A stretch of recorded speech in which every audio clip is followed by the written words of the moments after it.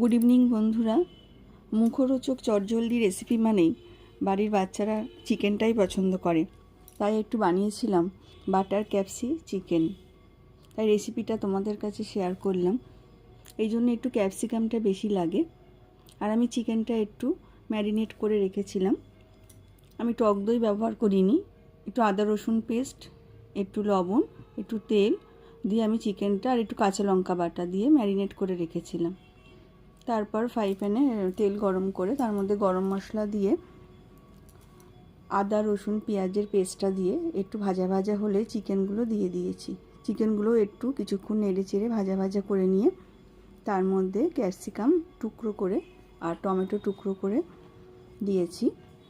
দিয়ে একটু নাড়াচাড়া করে তার মধ্যে একটু সস, টমেটো সস, লঙ্কা, হলুদ, জিরে গুঁড়ো, একটু পরিমাণ মতো নুন, মিষ্টি দিয়ে নাড়াচাড়া করে একটু গরম মশলাও দিয়েছি।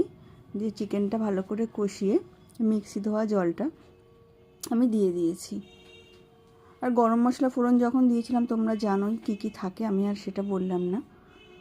দিয়ে এবার চিকেনটা ঢাকা দিয়ে হতে দিয়েছি। এবার বেশ খানিকক্ষণ পর চিকেনটা হয়ে গেছে। এবার ওপর থেকে আমি একটু বাটার আর একটু গরম মশলা দিয়ে এটাকে নামিয়ে নিয়েছি। এত সুন্দর টেস্টি হয়, তোমরা এই রেসিপিটা না করলে বুঝতে পারবে না। এটা রুটি, পরোটা, লুচি সব কিছুর সাথেই তোমরা এটা খেতে পারবে।